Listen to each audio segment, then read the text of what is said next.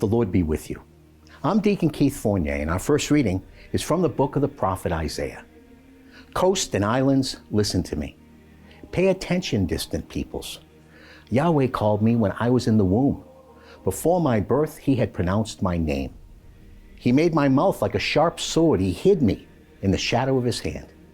He made me into a sharpened arrow and concealed me in his quiver. He said to me, Israel, you are my servant, through whom I shall manifest my glory.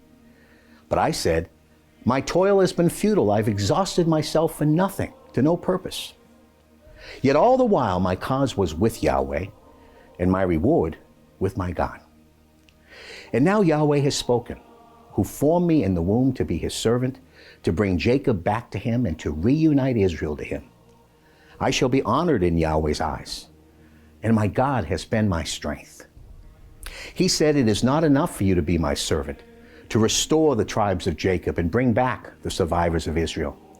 I shall make you a light to the nations, so that my salvation may reach the remotest parts of the earth. In our response, from Psalm 71. In you, Yahweh, I take refuge. I shall never be put to shame. In your saving justice, rescue me, deliver me, listen to me, and save me. Be a sheltering rock for me, always accessible. You have determined to save me, for you are my rock, my fortress. My God, rescue me from the clutches of the wicked, from the grasp of the rogue and the ruthless. For you are my hope, Lord, my trust, Yahweh, since boyhood. On you I have relied since my birth. Since my mother's womb, you've been my portion, the constant theme of my praise. My lips shall proclaim your saving justice, your saving power all day long. God, you've taught me from boyhood, and I'm still proclaiming your miracles. A reading from the Holy Gospel according to St. John. Having said this, Jesus was deeply disturbed and declared, in all truth I tell you, one of you is going to betray me. The disciples looked at each other, wondering whom he meant. The disciple Jesus loved was reclining next to Jesus. Simon Peter signed to him and said, ask who it is he means. So leaning back close to Jesus' chest, he said, who is it, Lord? Jesus answered, it's the one to whom I give the piece of bread that I dip in the dish.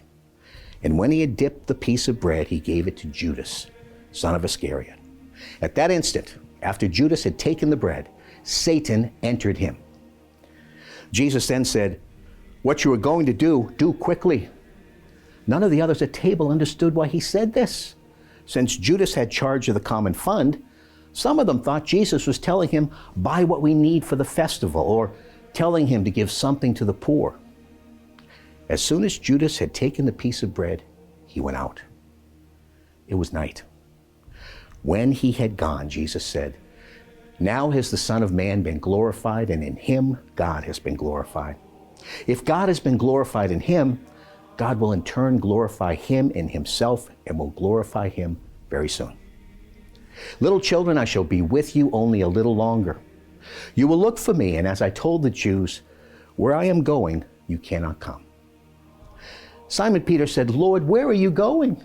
And Jesus replied, now you cannot follow me where I am going, but later you shall follow me. Peter said to him, why can I not follow you now? I will lay down my life for you. Lay down your life for me, answered Jesus. In all truth I tell you, before the cock crows, you will have disowned me 3 times.